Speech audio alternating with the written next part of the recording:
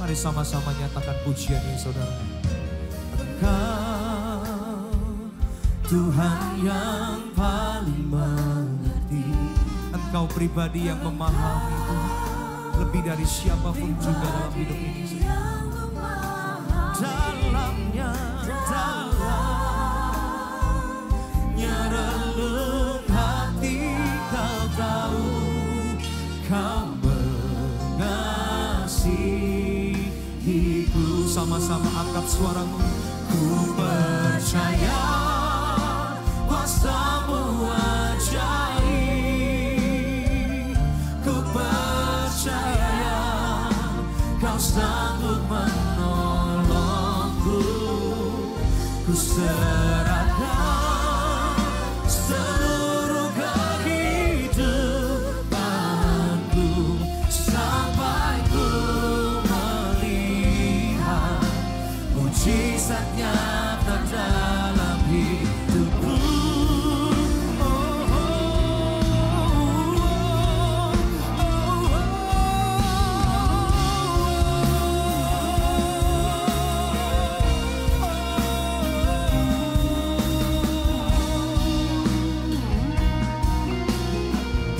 Mari saya undang kita bangkit berdiri sama-sama di hadapan Tuhan, saudara. Dengan iman, nyatakan pujian ini bagi Tuhan, saudara.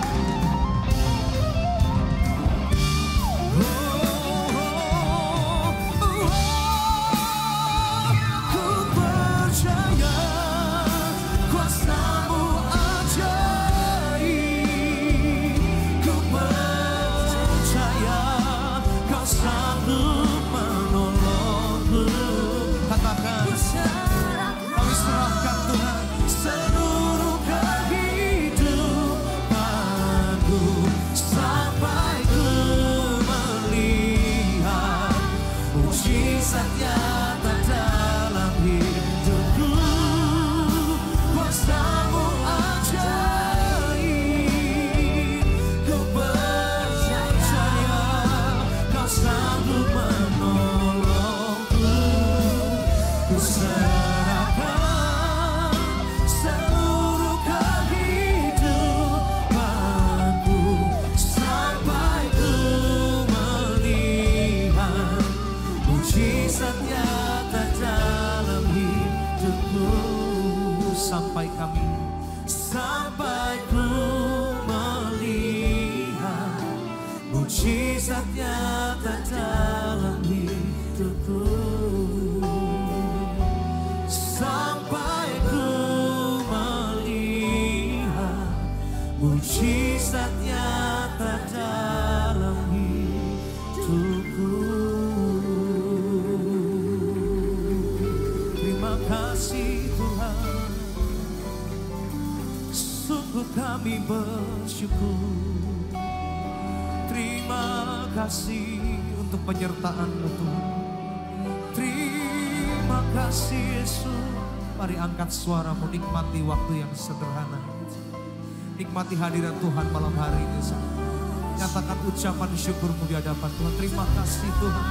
Terima kasih Yesus. Sungguh kami bersyukur. Engkau Tuhan yang mengerti isi hati kami. Kita sama-sama akan menikmati hadirat Tuhan. Kita sama-sama akan merasakan kehadiran Tuhan di tempat ini, saudara. Amin. Ada sebuah pujian yang menyatakan bahwa Tuhan sanggup menyediakan lebih dari apa yang kita pikirkan. Lebih dari apa yang kita dengar. Bahkan tidak pernah timbul Tuhan dalam hati kita. Tuhan sanggup sediakan buat setiap kita, saudara. Kita bersyukur punya Tuhan yang hidup, saudara. Tuhan yang masih berkuasa. Mungkin kita tidak melihat Dia secara fisik malam hari ini, saudara. Tapi kita bisa merasakan lewat kuasa, lewat mujizat dan pertolongan Tuhan dalam hidup kita. Amin. Berikan tepuk tangan yang terbaik bagi Tuhan kita, saudara. Terima kasih untuk kehadiran-Mu dalam hidup kami, Tuhan.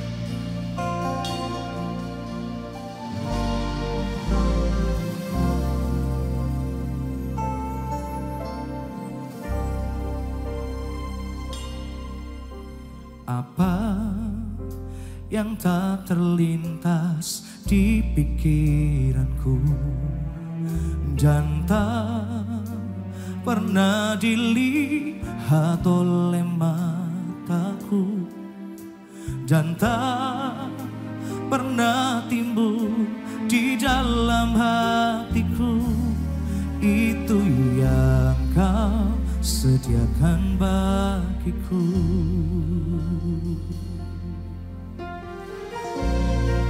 Sama-sama nyatakan saudara, Engkau Tuhan yang paling mengerti. Engkau pribadi yang memahami dalamnya relung hati. Kau tahu, Kau mengasihiku. Mari sama-sama saudara nyatakan saudara, kami percaya kuasa-Mu. Ku percaya kuasa-Mu ajaib. Ku percaya Kau sanggup menolongku. Ku serahkan seluruh kehidupanku sampai ku melihat mujizat nyata dalam hidupku.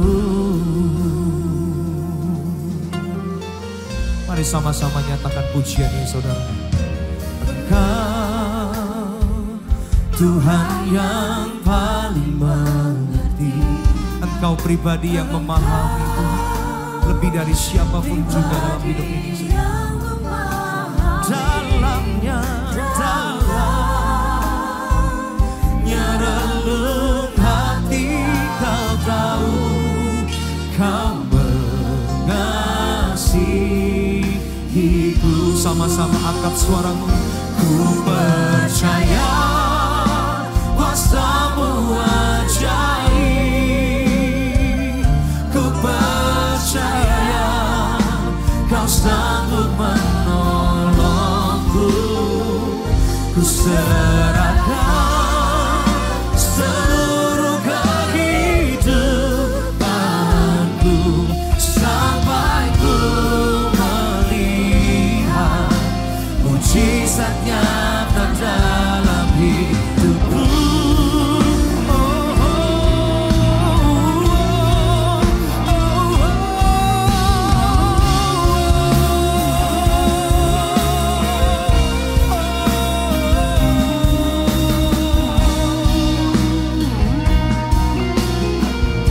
Mari saya undang kita bangkit berdiri sama-sama di hadapan Tuhan saudara.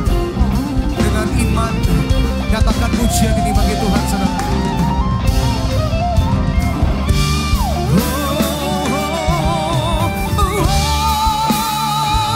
Ku percaya kuasa-Mu ajaib. Ku percaya Kau sanggup menolongku. Katakan, kami serahkan Tuhan seluruh kehidupanku sampai ku melihat mujizat nyata dalam hidupku. Kuasa-Mu ajaib. Ku percaya Kau sanggup menolongku. Ku serahkan seluruh kehidupanku sampai ku melihat mujizat nyata dalam hidupku. Sampai ku melihat mujizat nyata dalam hidupku. Sampai ku melihat mujizat nyata dalam hidupku. Terima kasih Tuhan, sungguh kami bersyukur. Terima kasih untuk penyertaan-Mu Tuhan. Terima kasih Yesus. Mari angkat suaramu, nikmati waktu yang sederhana. Nikmati hadirat Tuhan malam hari ini. Nyatakan ucapan syukurmu di hadapan Tuhan. Terima kasih Tuhan. Terima kasih Yesus. Sungguh kami bersyukur. Engkau Tuhan yang mengerti isi hati kami. Engkau memahami lebih dari siapapun. Terima kasih Yesus.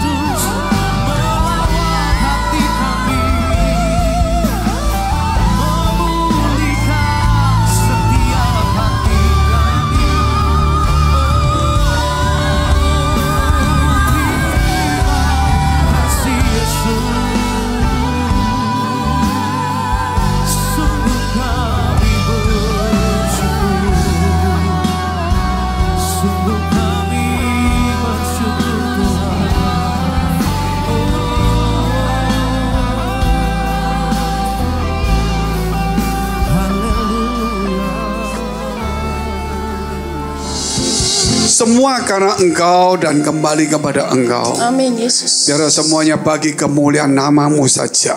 Nama-Mu yang perlu ditinggikan di muka bumi Tuhan. Karena nama-Mu kudus menyelamatkan. Nama-Mu penuh dengan kuasa. Dan nama-Mu memelihara. Dan menjadi jaminan bagi orang yang berseru dengan nama-Mu. Maka Tuhan Engkau memberikan yang terbaik yang tidak pernah kami pikirkan. Di luar daripada dunia, Engkau memberikan sesuatu yang bersifat kekal dan penuh dengan kemenangan. Di dalam nama Tuhan Yesus, kami sudah mengucap syukur dan berdoa. Haleluya. Amin. Saya ingin juga membagikan, mungkin akan secara lebih lengkap dari khotbah-khotbah yang lalu tentang apa yang saya alami juga. Bahwa saya ini melayani Tuhan sudah sejak tahun 83. 85 saya menikah dengan istri saya, anak seorang pendeta. Dan gereja itu gereja tua, saudara tahu. Dulunya gereja itu termasuk heritage. Bangunan lama, termasuk 6 gereja terbesar di Surabaya dulunya. Tapi karena ada gereja-gereja baru, sudah buka cabang jadi kecil. Nah, saudara, ketika saya dimulai melayani di situ, tahun 85 saya menikah. Gereja itu sekarang saudara sudah di-relent oleh pemerintah, padahal heritage, sudah ada izinnya. Tidak pusing, tidak ada pengganti, uang tidak ada apapun juga. Nah, saya melihat apa yang dibangun oleh manusia maupun Tuhan izinkan itu dibangun untuk kemuliaan Tuhan. Satu hari di dunia ini juga saudara akan bergeser. Tetapi hasil itu yang Tuhan lakukan firman-Nya tidak pernah sia-sia. Gereja itu memang ditutup. Tetapi saudara melihat ada beberapa gereja yang telah dihasilkan oleh gereja itu. Yaitu saya tidak sebut namanya. Ada 1-2 gereja sangat terkenal sekali. Saat ini lagi booming juga. Nah, itu berasal dari gereja di mana ya orang tua dan mungkin keluarga dari istri saya yang pernah mereka melayani di situ atau berjemaat. Bukan hanya itu, gereja itu tutup. Kalau sekarang saya lewat situ jadi taman kecil aja. Ya, taman kecil. Tetapi saya melihat bahwa apa yang sudah ditutup itu ternyata manusia jauh lebih penting dari gedungnya. Gedung itu sarana. Akhirnya saya menyadari bahwa sampai hari ini ternyata Tuhan izinkan saya di usia 44 tahun, bukan sekarang, yang lalu loh. Nah, saudara bilang curi umur, nggak perlu lah. Yang penting umur panjang, walaupun usianya sudah cukup, umur panjang. Yang muda-muda jangan ngomong aku masih muda, banyak yang muda mati. Hati-hati. Nah, kemudian saya bukan orang yang ingin menjadi gembala. Saya juga tidak ingin jadi pendeta. Saya cuma ada beban untuk melayani dan menjadi berkat bagi semua gereja. Yang saya lakukan ya adalah cukup banyak mungkin. Saya kalau kirim Alkitab itu kontainer. Saya kalau kirim buku-buku rohani itu hampir satu paket itu 100 buku rohani untuk ratusan bahkan ribuan gereja. Saudara, itu dulu. Tetapi ternyata melalui gereja tua itu yang menurut saya sendiri sebagai menantunya, ternyata ada 59 gereja yang sudah Tuhan izinkan saya buka. Nah, tepuk tangan dulu saudara. Dari sini saya belajar, apapun yang kita bangun, bangunan selama di dunia itu akan bergeser. Tetapi bangunan rumah Tuhan yaitu hidup kita tidak pernah bergeser. Sebab itu hari ini kita ada di tempat ini, suatu murid tidak ada di tempat ini. Tetapi saya tahu, mungkin ada di antara saudara, di antara 4.000 jemaat yang sudah ada di 59 gereja ini, pasti ada berapa ratus yang akan dipakai Tuhan juga di akhir zaman ini. Bahkan lebih daripada apa yang pernah saya lakukan. Oleh sebab itu saya menabur dengan baik. Pasti hasilnya jauh lebih banyak dan tetap baik. Nah, suatu saat saya berdoa sama Tuhan. Saya usia 44 tahun, suruh buka gereja. Kenapa enggak usia waktu umur 27? Saya percaya mujizat, melakukan mujizat, musir setan, powerful, teman banyak, ribuan orang. Banyak orang saya layani bertobat. Wah. Tapi saya setelah seminar sama Tuhan, ketika saya sudah usia seperti itu, kenapa Tuhan suruh saya buka gereja? Bukankah terlambat, saya sudah tidak punya ambisi, tidak mau terkenal, belajar untuk menyepi, saudara, menikmati firman, saudara. Kenapa Tuhan suruh saya buka gereja? Saya protes, saudara. Apalagi gereja-gereja sekarang kalau buka itu mahal. Tempatnya mahal, saingannya berat, saudara. Orang-orangnya seperti ini, itu, dan sebagainya. Tapi Tuhan izinkan seperti itu. Dan Tuhan beri nama Blessing the Spirit. Itu perjalanan tidak mudah. Ketika Tuhan suruh buka saya gereja, saudara, saya membangkang 2 tahun. Karena saya melalui gereja saya sudah melayani. Saya punya persekutuan, itu setiap hari ibadah 100 lebih orang. Mujizat terjadi, banyak sekali saya bisa. Orang mati di kandungan, bayi mati, saudara yang dalam kandungan didoakan lahir hidup kembali. Pokoknya begitu banyaklah, saudara. Nah, akhirnya juga Tuhan izinkan berhenti. Biasa berhenti kan ada sedikit hal. Kita mulai misi ke daerah-daerah yang bukan Pantekosta. Saya orang karismatik Pantekosta. Tuhan buka daerah-daerah yang jemaatnya kurang lebih 400.000 orang. Yang tidak bisa dimasukin oleh semua gereja. Tuhan izinkan saya bisa masuk sampai hari ini. Dan itulah di NTT. Dan di tempat-tempat lain, di Sangir, di mana-mana. Saya masuk ke gereja, tidak perlu punya gereja banyak sebenarnya. Di NTT saya punya ratusan, bahkan ribuan gereja. Ya, saya sudah membangun hampir 100 gereja di situ. Bukan punya saya. Saya mau khotbah di gereja mana saja, mereka welcome, gak usah izin. Orang lain tidak boleh, saudara. Mau seminar, mau apa saja, silakan. Nah, ini sesuatu yang luar biasa. Akhirnya Tuhan suruh saya juga buka persekutuan pengusaha. Satu itu sedang turun. Pemimpin-pemimpinnya tua, udah mati, saudara. Sudah turun sekali. Saya membantunya. Waktu saya membantu, saya bilang, Tuhan, saya sudah nggak mau jadi pengusaha. Gitu. Hati saya untuk Tuhan lah, gitu, saudara. Jadi saya sejak tahun 89 saya sudah pensiun kerja.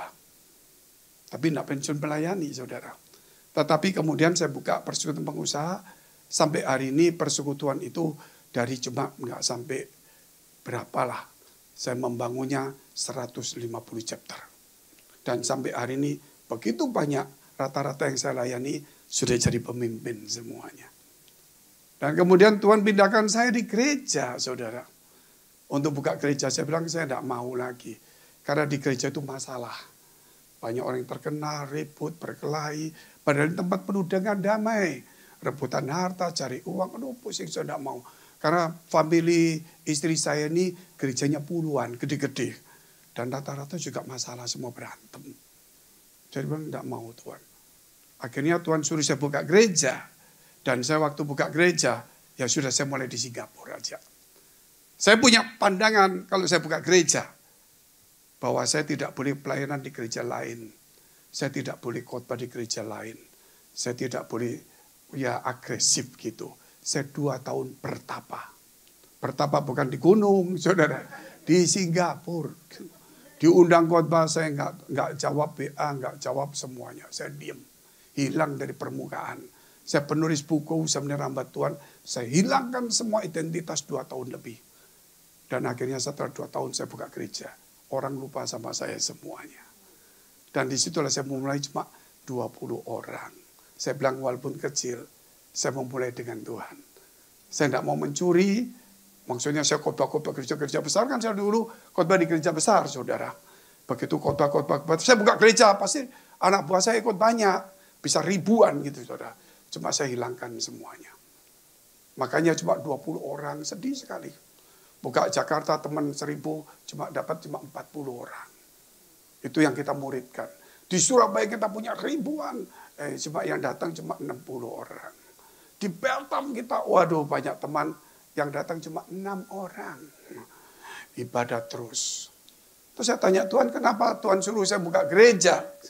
Tuhan suruh kasih nama. Kenapa saya sulit cari gedung?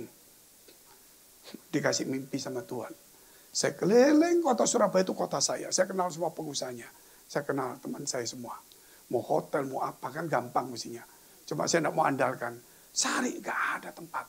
Dikasih gedung yang ada tikusnya. Gitu, saudara. Kursi di bawah tikus. Gimana Tuhan ya?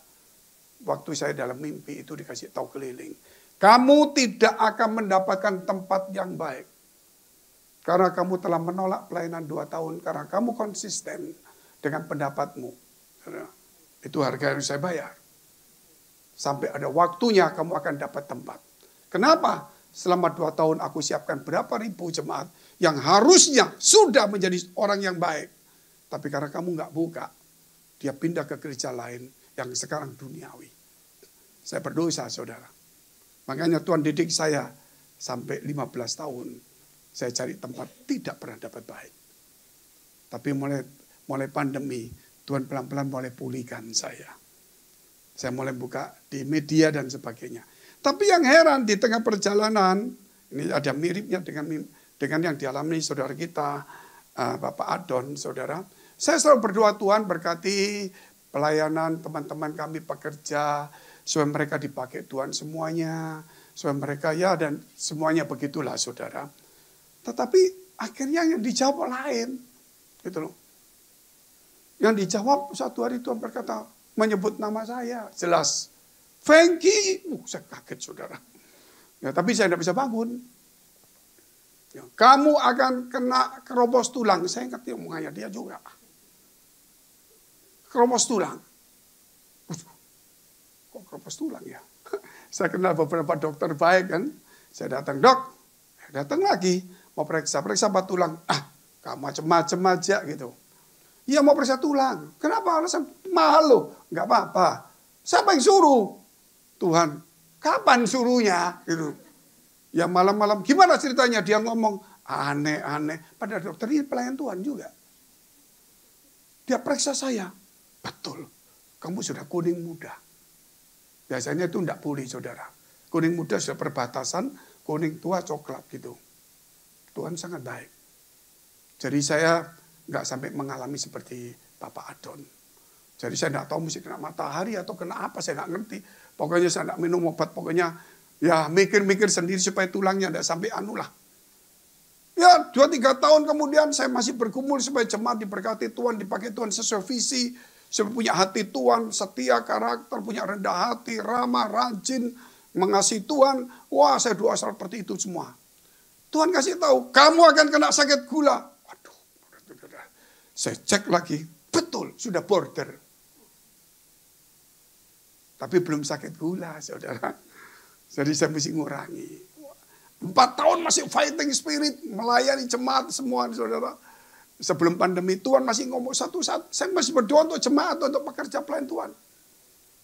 Jawabannya enggak selalu itu, saudara. Jawabannya, kamu akan kena katarak. Bayangkan, saudara. Kena katarak. Saya mulai tanya ke dokter, teman saya kenapa. Wah, ya memang harus hati-hati. Sampai hari ini, sudah 7 tahun, tidak gula, tidak tulang, tidak katarak. Tepuk tangan dulu untuk Tuhan.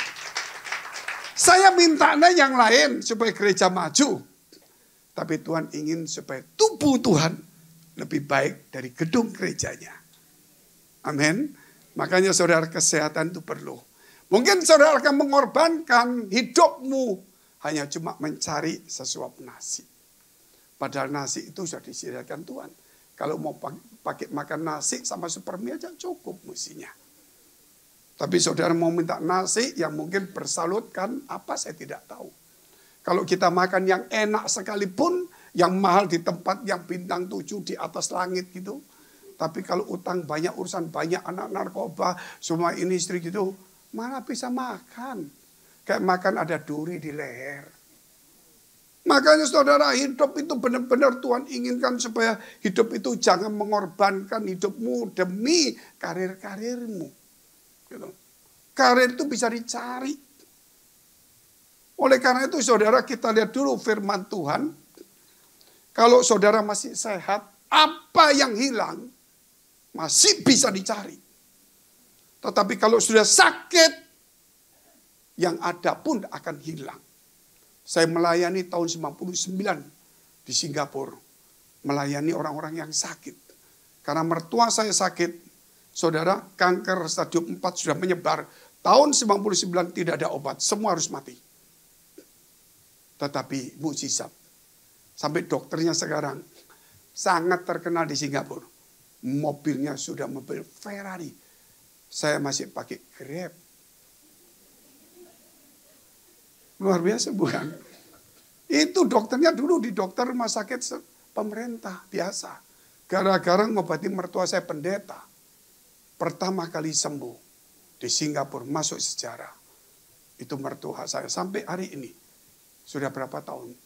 23 tahun dia masih hidup. Saudara, gak main-main.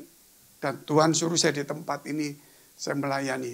Dan inilah gereja Tuhan juga. Supaya kita jadi berkat. Kita lihat dulu firman Tuhan, saudara. Matius 11. Mengapa kita harus ada perubahan temanya saudara hari ini? Kalau tema tahunan pasti kita harus masuk dalam dimensi Tuhan. Bukan dimensi dunia lagi. Itu harus ingat. Karena orang yang di dunia ini saudara, orang ingin terkenal. Semua saya juga ingin terkenal. Tapi saya sekarang sudah tidak ingin lagi. Gak enak hidup terkenal. Orang yang terkenal satu hari terkenal, dia akan mengenalkan pribadinya sampai di atas. Tapi orang yang dikenal Tuhan akan membawa orang dan meninggikan nama Tuhan. Sebab itu kalau kita menjadi orang terkenal di gereja berbahaya. Makanya di YouTube, di media kita saudara, begitu saya sendiri masuk, karena jadikan ikon gereja walaupun kecil. Begitu sampai sekian subscribe-nya, saya sudah tidak masuk lagi. Semuanya saya gabung dengan semua pelayan Tuhan supaya gabung di situ. Kita nggak mau membuat satu orang terkenal, tapi kita ingin teamwork.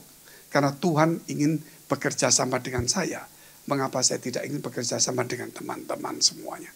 Tuhan telah angkat saya, mengapa saya tidak mengangkat teman-teman? Sebab itu saudara, itu satu pelajaran bagi kita. Kita lihat terus, yaitu Matius 11 ayat 25-30.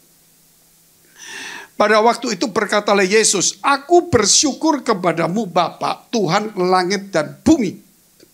Karena semuanya itu engkau sembunyikan bagi orang bijak dan orang pandai.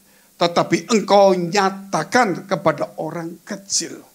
Saudara, bukan orang kecil yang minder, tetapi orang yang terus membawa dirinya di hadapan Tuhan bahwa dia orang yang bukan apa-apa. Walaupun Tuhan pakai dia adalah orang. Kalau Tuhan tarik satu saraf saja, habislah kita. Saya ini sejak punya anak, saudara, tahun 80 berapa saya lupa, 95.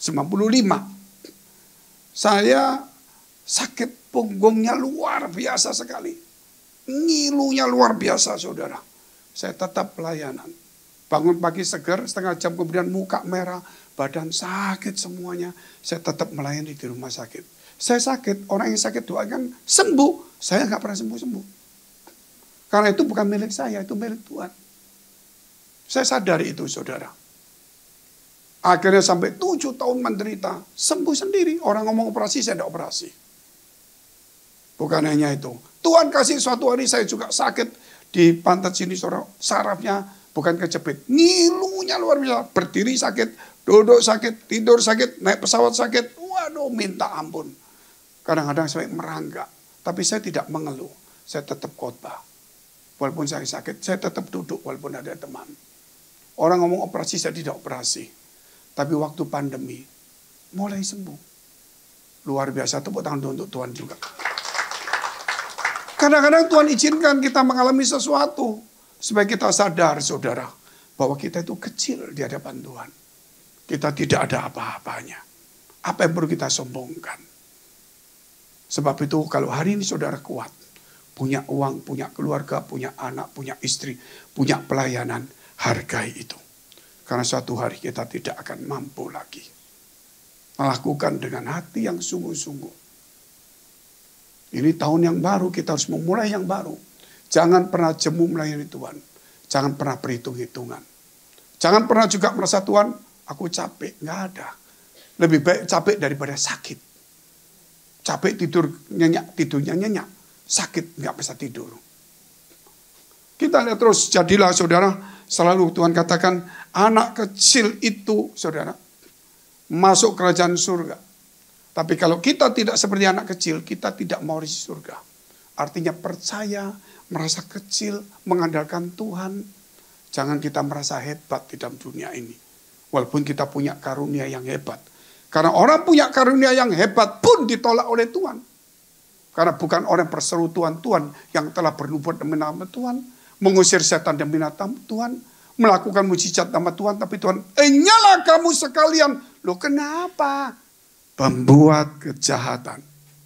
Kenapa dia terkenal? Kok membuat kejahatan? Orang yang terkenal membawa dirinya di atas. Tuhan cuma di bawah.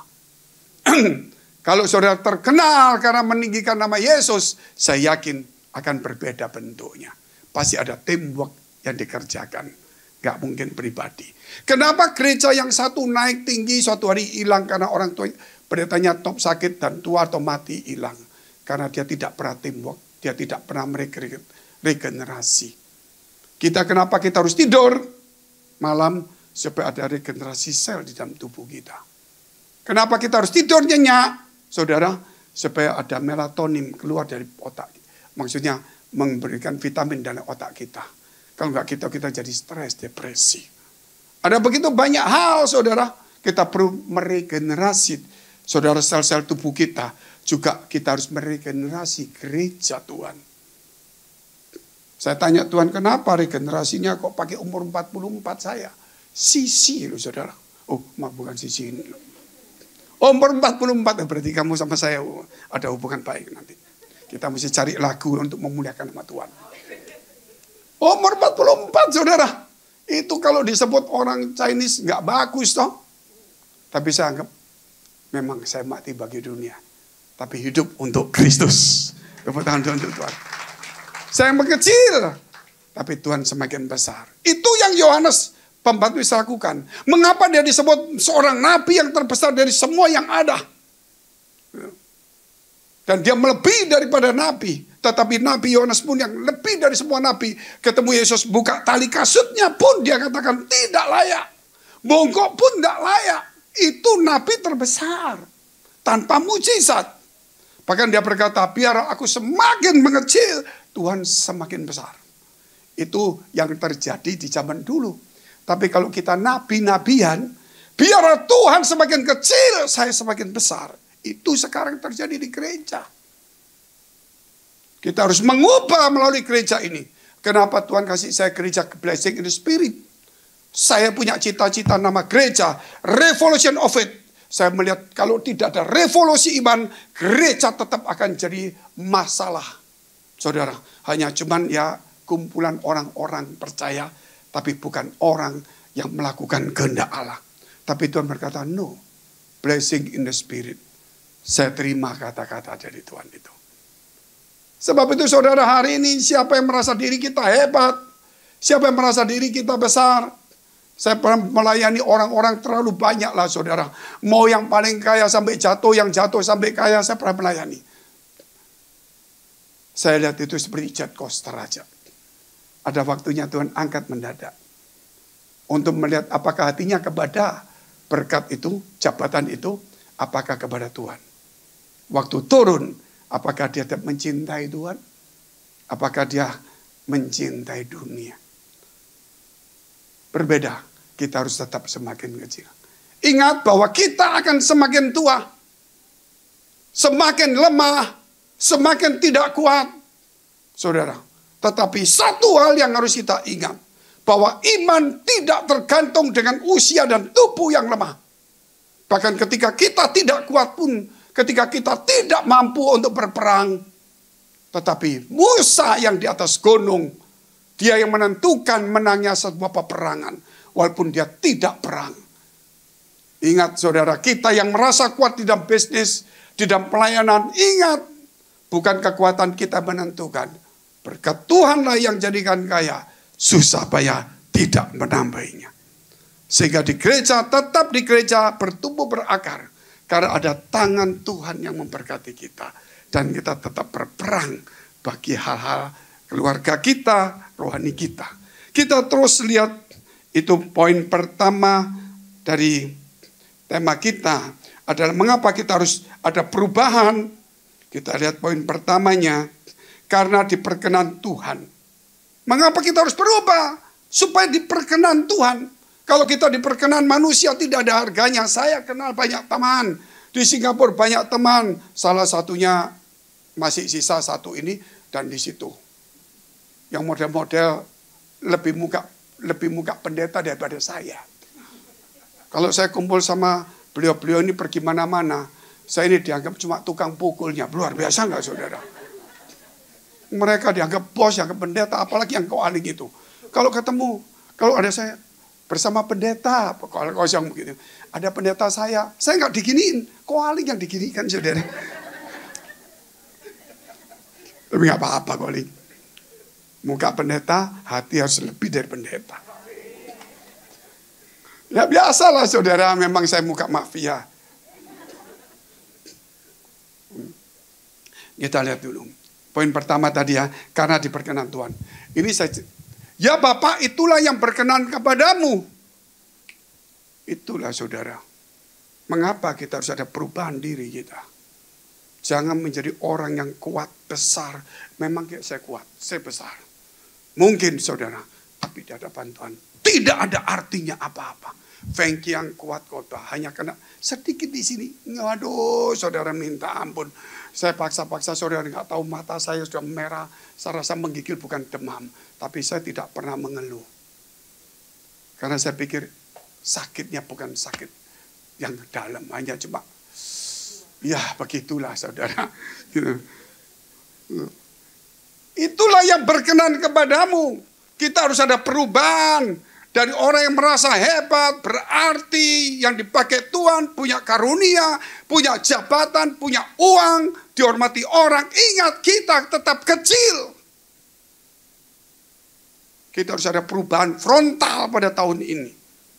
Supaya kita berkenan kepada Tuhan. Dan Tuhan menyatakan hal-hal besar, bukan kepada orang besar. Kalau kita sudah merasa besar di gereja, di perusahaan kita, di dunia, Tuhan tidak akan pernah menyatakan hal besar.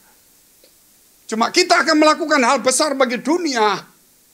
Tetapi itu akan menghancurkan dunia dan kita sendiri. Tapi kalau kita, saudara, dipakai Tuhan untuk memuliakan nama Tuhan. Beda-beda sekali. Makanya saya ingin ayat ini saudara perhatikan baik-baik. Sederhana. Tapi lihat saudara lihat ayat 27.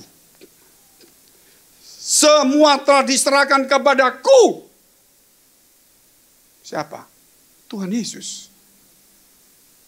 Jangan ada lagi orang sudah menganggap Yesus di bawah Allah, bukan Allah. Forget it itu. Itu di media terlalu banyak, tidak karuan semuanya. Dulu seorang pendeta yang hebat memuliakan Tuhan sebagai Allah. Diberkati dengan jemaat puluhan ribu, uang triliunan. Sekarang dia ngomong, Yesus bukan Tuhan, di bawah Allah. Yang berkati dia dulu Yesus. Sekarang dia mengatakan Yesus di bawahnya. Mungkin dia ingin lebih kaya lagi. Oleh Bapakku. Dan tidak ada seorang pun mengenal anak selain Bapak. Kalau Bapak aja sudah menyerahkan kepada Yesus, mengapa saudara masih merendahkan Yesus? Makanya saya tulis banyak lagu tentang nama yang kudus, nama yang mulia. Nama Bapa, nama yang kita agungkan, kita kagumi, nama menyelamatkan, penuh kuasa. Kembalikan kepada nama Tuhan itu sendiri.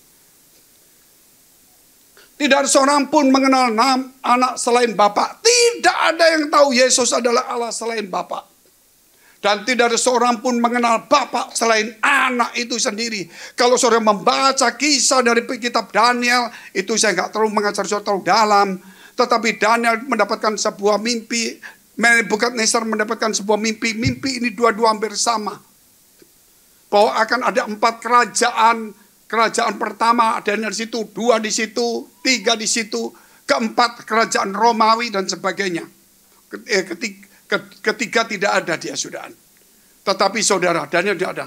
Tetapi 4 kerajaan ini akan muncul. Dan pas kerajaan keempat dikatakan ada sebuah batu kecil dari gunung. Bukan perbuatan manusia. Itu digaris.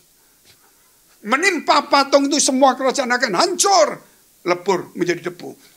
Tapi batu menjadi gunung yang besar memenuhi bumi. Itu kerajaan surga.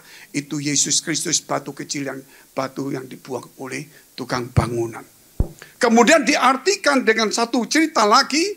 Yaitu ada sebuah penglihatan oleh Daniel. Dia lihat ada Bapak yang lanjut usia. Itulah Bapak. Cuma tidak sebut mukanya. Karena sebut Bapak. Baru muncul bentuk Bapak. Karena apa saudara? Ada yang bukan dari manusia. Seperti manusia. Turun dari langit. Seorang anak. Diberikan kepada Bapa. Dan Bapa memberikan kepada dia. Semua kekuasaan di bumi, surga dan semuanya. Dan kerajaannya adalah kekal. Itulah Yesus. Makanya ada anak, ada Bapa. Orang Israel harus tahu ini. Seharusnya supaya dia bertobat. Itu kitab Daniel. Itu nggak usah diajari terlalu dalam. Dan tidak seorang pun mengenal Bapa selain anak. Dan orang yang kepadanya. Anak itu berkenan menyatakannya. Saudara dan saya. Yesus berkenan menyatakannya. Ini nggak main-main. Makanya hargai kekristenan. Bukan hargai berkat yang akan kita terima. Itu hal pertama kita supaya kita diperkenan Tuhan. Hal yang kedua, yaitu kita berdoa dalam nama Yesus. Nama itu nama yang luar biasa. Saudara. Banyak orang-orang saya mendengar berita-berita yang di Amerika, di mana. Begitu dia tangannya kejepit mobil atau dipukul tentara. Ini kan ada berita kemarin. Kalau nggak salah di Amerika. Satu nama siapa gitu. Diinjak kepalanya, dipukul, ditendang sama kepolisian sana lah. Akhirnya mati. Waktu ditendang, dipukul. Dia mungkin orang Kristen. Cuma ngomongnya, Mama tolong. Kok nggak Yesus saudara? Akhirnya mati. Coba nama Yesus mungkin yang mukul jadi patung. Makanya saudara, nama Tuhan di atas segala nama. Tidak ada satupun nama di dunia ini yang bisa menyelamatkan kita selain nama Yesus. Tapi bukan Yesus Da Costa yang ada di Filipina. Beda. Kita berdoa dalam nama Yesus. Mengapa kita harus berdoa dalam nama Yesus? Nama yang hebat. Tadi saya sudah katakan. Kita masuk hal, yaitu Matius 11 ayat 28.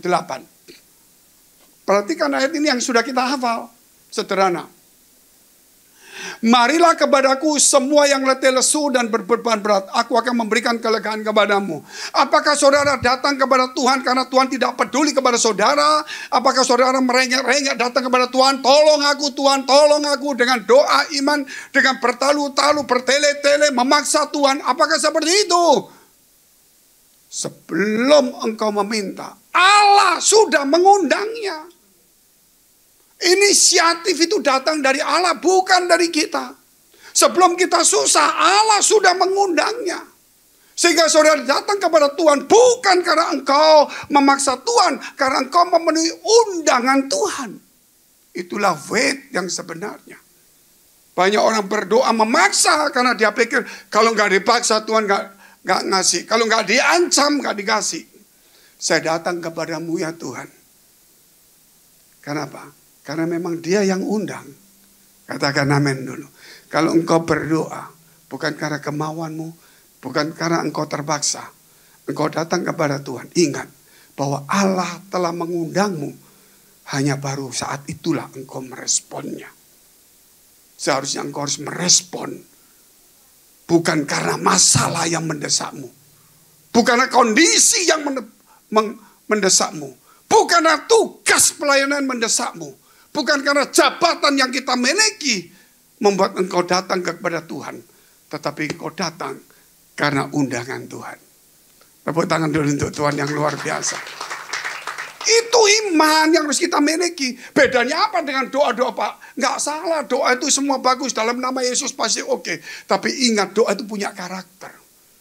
Satu saudara tahu, jikalau engkau berdoa, ampuni orang terlebih dahulu. Jikalau engkau tidak mengampuni, kamu tidak diampuni. Dia harus punya karakter. Jadi bukan sekedar hanya saudara mau. Saudara, karakter. Dikatakan kesudahan segala sesuatu sudah dekat. Oleh sebab itu kuasai dirimu dan jadilah tenang. Supaya kamu dapat berdoa. Berdoa itu bukan asal mau dengan dukungan banyak orang. Tapi harus punya karakter Kristus juga. Sebab itu saudara, kekristenan tidak seperti sekarang. Kita seperti punya Allah, minta-minta. Bukan seperti itu. Kekristenan bukan agama yang percaya dengan Allah yang maha kuasa saja. Tetapi dia punya Allah yang disebut Bapa. Jadi bukan hanya agamawi, hubungan itu penting. Siapakah manusia ini saudara? Sampai Allah mau membawa kita menjadi satu hubungan. Siapa? Hanya karena Allah yang berminat untuk membawa orang yang tidak berarti. Cacingnya Yakob, debu tanah ini diambil jadi anak. Bukan karena kita hebat. Karena Allah yang membawanya. Kita tetap kecil, tidak ada artinya. Suatu hari kalau saya tahu di gereja best ini, suatu hari sekarang sudah mulai banyak. Akan banyak orang-orang besar. Tapi biar firman ini mengajar, mengingatkan dia seumur hidup. Apa yang dia punya tidak bisa membuat dia naik di atas. Hanya Tuhan yang bisa membawa dia. Apa yang dia punya bisa menjatuhkan dia. Kalau Allah tidak menyertainya. Itu penting kita harus ingat. Karena suatu hari kita akan dipakai Tuhan. Diberkati Tuhan jadi orang besar. Tapi yang mengecilkan adalah kita sendiri, bukan Tuhan. Makanya kenapa kita harus memakai nama Tuhan. Itu penting sekali saudara. Kita lihat terus. Ayat ke-29 dan 30 poin yang terakhir. Yaitu meneladani Yesus Kristus dengan karakter Yesus. Pikula, ayat 28 sudah sebenarnya. Pikula kuk yang kupasang. Harus ada tugas yang harus kita kerjakan. Saudara, kalau tidak mau memikul kuk dari Tuhan, kita akan memikul kuk dari dunia. Tuhan tidak pernah membuat saudara di gereja itu berhutang. Tapi Tuhan selalu memberikan damai sejahtera, merasa cukup, mengandalkan Tuhan. Tetapi kalau tidak pakai kuk yang dari Tuhan, kita akan punya kuk dunia. Mau kaya, utang bank. Mau kaya, tipu. mau kaya kerja keras, mau kaya dekati orang kaya, mau kaya jual nama Yesus, mau kaya pura-pura jadi orang Kristen, ngomongnya Kristen, nanti supaya dia percaya, tipu dia. Kuk dunia, apa yang ditabur orang akan dituainya. Saudara mesti tahu ayat itu bergandengan semuanya, sebab akibat. Sebab itu pekulah kuk yang kupasang, bebanku ada. Dan belajar padaku, karena aku lemah lembut dan rendah hati. Dan jiwamu akan mendapatkan ketenangan. Ini karakter.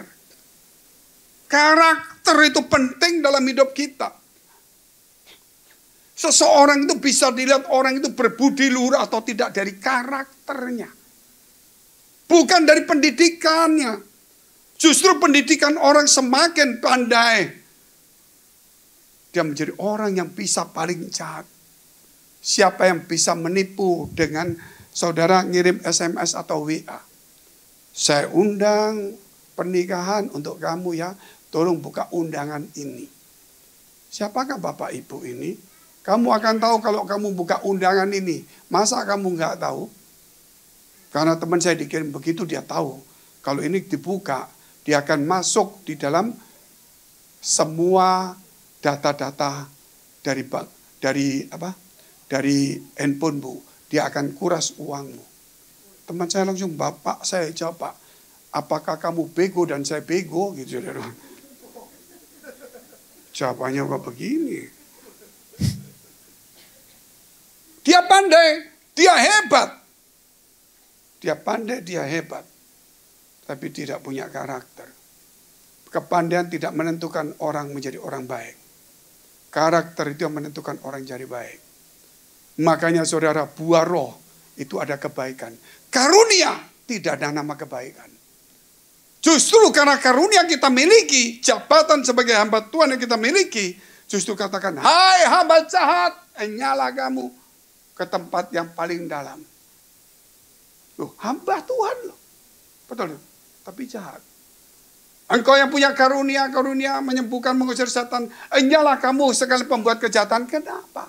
Karena kebaikan itu tidak ada di karunia, tidak ada di jabatan. Kebaikan itu ada di buah roh. Jadi satu proses. Amin. Itu gak main-main. Mungkin orang berkata, Pak, saya gak perlu bicara baik. Karena saya mendengar di YouTube, di mana-mana. Kebaikan itu tidak membuat kamu masuk surga. Tapi iman, siapa yang suruh kamu baik? Itu khotbah untuk orang non-Kristen, Bapak Ibu. Bahwa kebaikan tanpa Tuhan tidak ada artinya. Kita sudah percaya punya iman. Harus ada kebaikan baru berarti. Kalau kita iman tanpa kebaikan, tanpa perbuatan, iman menjadi kosong dan mati. Walaupun punya. Bukan tidak ada artinya. Ingat itu. Makanya dikatakan, tambailah imanmu dengan sungguh-sungguh. Dengan kebaikan. Jadi artinya kalau kita punya iman harus ada kebaikan. Ya. Makanya doa Bapak kami kita tahu saudara.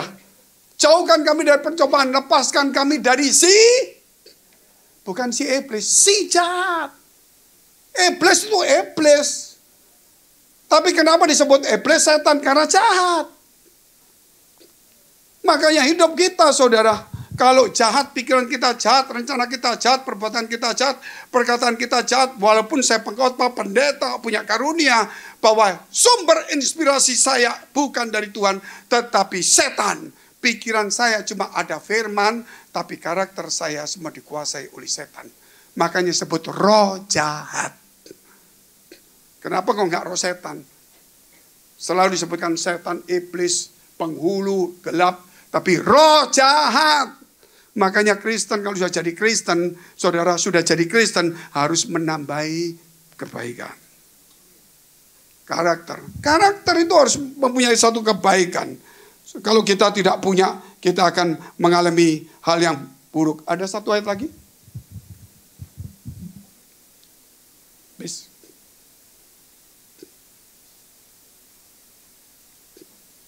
Sebab kuk yang kupasang itu enak dan bebanku pun ringan. Saya mau tutup di sini saudara. Hati kita adalah satu kamar pribadi kita dan kamar rahasia kita. Tidak boleh sembarangan orang masuk kecuali orang yang kita kenal baik. Orang yang kita percaya, orang yang sangat dekat dengan kita. Itu kurang lebih, atau orang yang bertugas membersihkannya. Itu saudara, itu kamar pribadi. Oleh sebab itu Tuhan juga mengajarkan, kalau kamu berdoa, masuklah dalam kamarmu. Kuncilah pintumu. Kenapa? Itu kamar pribadi. Amin. Kuncilah. Nah, saya mau bicara kamar pribadi, bukan kamar ini cuma contoh. Kamar pribadi kita adalah hati kita.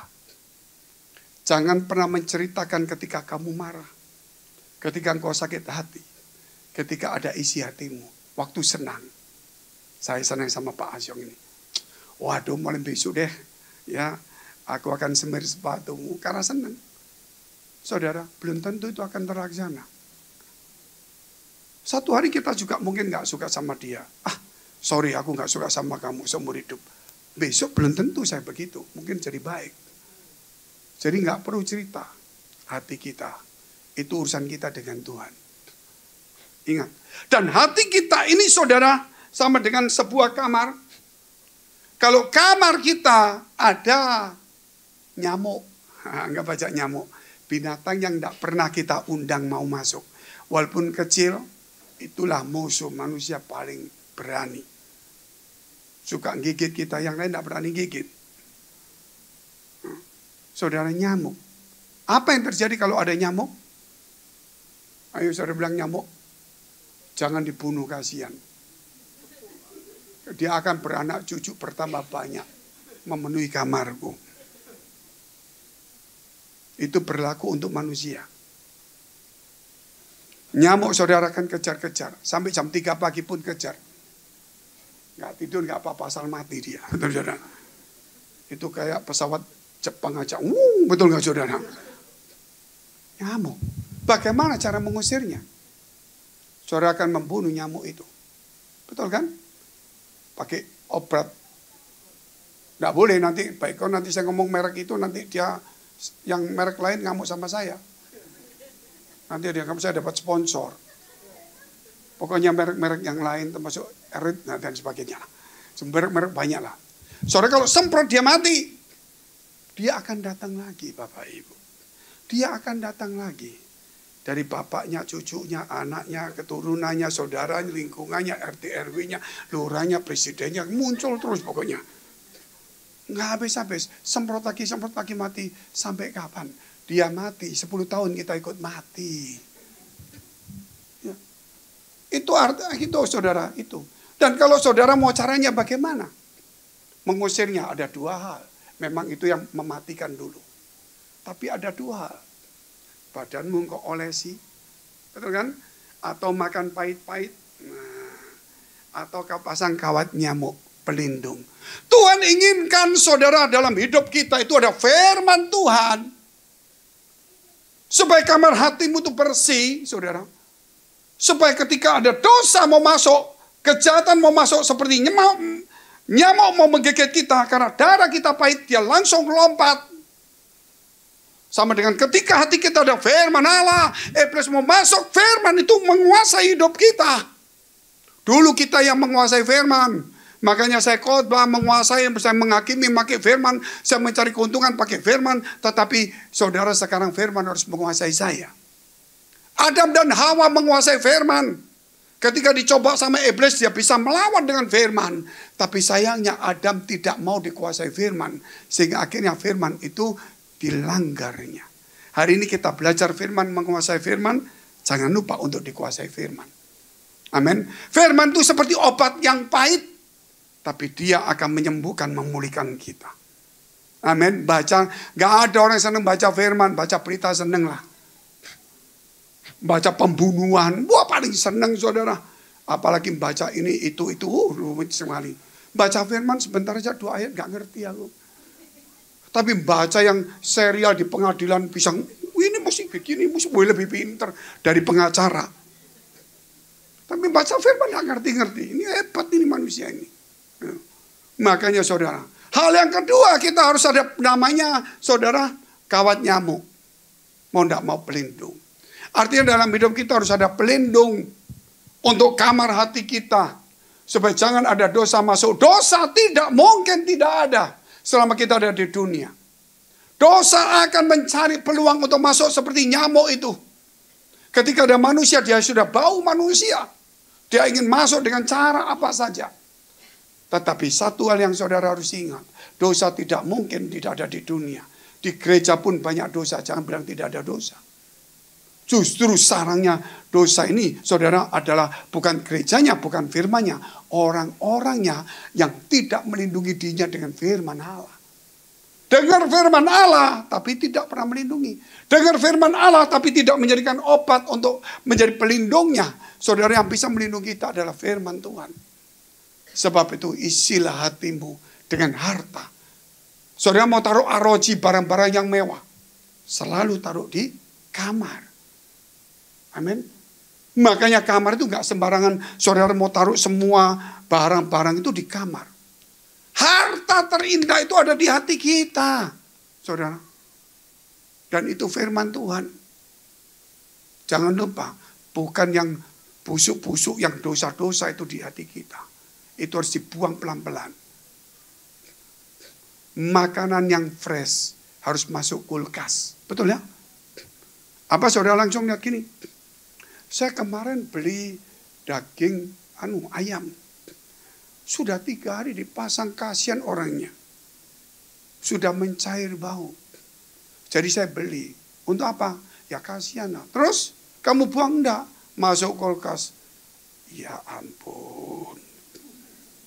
Betul saudara? Kalau kasihan buang, itu bangkai. Bukan masuk kulkas. Hatimu tidak boleh ada bangkai. Tidak boleh ada bau dosa. Walaupun dosa tetap ada. Tapi hatimu harus bersih. Yang masuk memang harus yang ada di dalamnya. Yang siap untuk dikonsumsi. Yang akan kita pakai semuanya. Sebab itu hidup saudara. Jangan memakai barang-barang. Jangan mengizinkan memakan sesuatu. Jangan menyimpan sesuatu yang sudah rusak. Dan yang sudah tidak berguna. Karena hidup saudara adalah menjadi berkat bagi banyak orang. Isilah dengan yang berguna. Mari kita bangkit berdiri, kita mau berdoa. Biar hari ini Tuhan kami mulai berdoa. Kami ingin supaya segala sesuatu Tuhan. Supaya kami ada perubahan-perubahan hidup. Supaya kami boleh dikenan Tuhan. Supaya di dalam doa kami boleh memakai nama-Mu. Biar hati kami tetap Tuhan menjadi kamar pribadi, kamar yang berharga untuk barang-barang yang berharga, barang-barang yang kekal, di mana Engkau pemiliknya di tempat itu. Demikian supaya Tuhan pada hari-hari seperti ini, kami mempunyai satu perubahan, kami mempunyai karakter-karakter Kristus di dalamnya. Supaya kami boleh belajar kepada Tuhan. Supaya apa yang kami konsumsi akan mempengaruhi tubuh kami. Dengan apa yang kami konsumsi dalam firman Allah ini akan mempengaruhi karakter kami. Apa yang kami makan akan mempengaruhi tubuh kami. Oleh sebab itu Tuhan, apa yang kami dengar firman Allah akan mempengaruhi pertumbuhan rohani kami. Sebab itu Tuhan, biar setiap kami berjaga-jaga supaya apa yang kami makan kami lihat dan kami nilai apakah merusak atau membangun tubuh kami. Demikian juga firman Tuhan, biar hari ini kami menjadi dewasa supaya apa yang kami dengar apakah membangun rohani kami, apakah membuat kami jauh daripada Tuhan dan mendekati dunia. Karena dunia akan berakhir, tetapi orang yang melakukan kehendak Tuhan akan hidup selama-lamanya. Biar kami semakin hari semakin kecil, biar nama Tuhan semakin ditinggikan. Biar hari-hari ini kami tahu Engkau mengajak kami sebagai tim kerja, tapi Engkau adalah pemimpin yang perlu kami orbitkan, bukan kami Tuhan. Demikian juga kami sadar bahwa kami juga punya tim kerja, supaya regenerasi sel tubuh kami boleh sehat. Kami butuh istirahat, kami butuh vitamin. Demikian dengan rohani kami butuh regenerasi, yaitu teman-teman sekerja kami. Biar teman-teman sekerja kami mau sungguh-sungguh mengasihi Tuhan. Di dalam nama Tuhan Yesus memberkati setiap umat-Mu. Haleluya. Semua yang percaya berkata, amin. Silakan. Kami berdoa untuk semua gereja yang ada di seluruh dunia. dari hamba Tuhan sampai kepada umat Tuhan. Kiranya Tuhan Kau memberkati mereka supaya mereka menjadi berkat dan hidup mereka berdampak. Supaya di mana gereja mereka melayani dipenuhi orang-orang yang takut akan Tuhan dan tulus hatinya. Kami berdoa Tuhan untuk semua gereja yang ada di seluruh dunia. Supaya mereka bersatu rukun dan tidak terpecah-pecah. Supaya dunia percaya Yesus adalah Tuhan bagi kemuliaan Allah Bapa di surga. Demikian gereja di mana kami menggembalakannya. Gereja Blessing in the Spirit. Kami berdoa untuk setiap persembahan yang dipersembahkan umat-Mu. Kiranya menjadi dupa yang harum di hadapan Tuhan. Dan Kau memberkati segala pekerjaan, rumah tangga, kesehatan, iman rohani mereka. Sampai kepada anak cucu mereka. Kebajikan kemurahan Tuhan selalu menyertai mereka. Mari dekapkan kedua tangan-Mu di dadamu. Karena untuk menerima berkat itu mudah dan pasti. Namun kerap kali kita lalai menjaga hati kita. Ketika kita diberkati kita menjadi sombong, kikir, arogan, sibuk dan sebagainya. Sebab itu Amsal 4 ayat 23 mengatakan, jagalah hatimu dengan penuh segala kewaspadaan.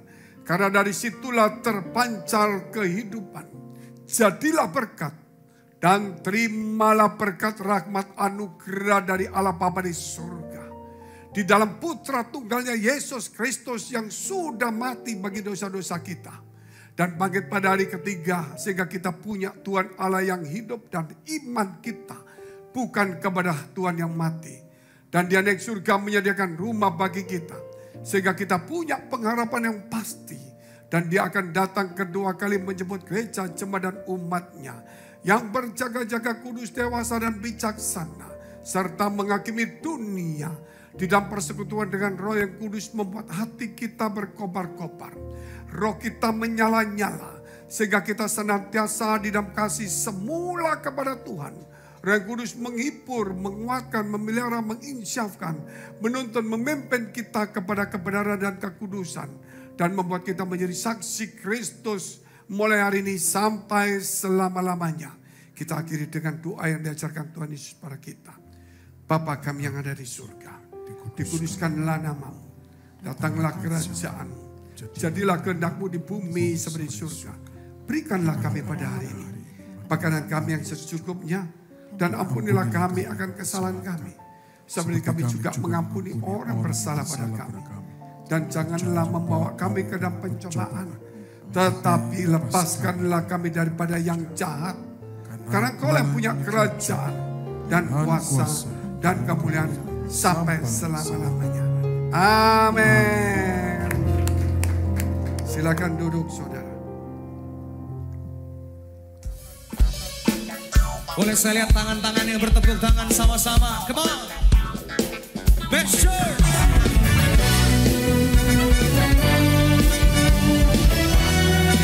Amin. Tuhan kemenangan kita. Mari sama-sama kita naikkan pujian. Tuhan kemenanganku. Dia bukaranku. Roh Kudus kuatkanku, selalu hiburkanku. Katakan, Tuhan kemenanganku, Dia ubah hidupku. Masa yang telah lalu, dijadikan baru. Katakan, jiwaku berseru. Nyatakan saudara. Kemenanganku dapat dalam-Mu. Keselamatanku dapat karena-Mu. Dengan darah-Mu Kau selamatkanku. Katakan, takkan ku ragu, Kau bersamaku. Tuhan kemenanganku, Dia ubah hidup kita saudara.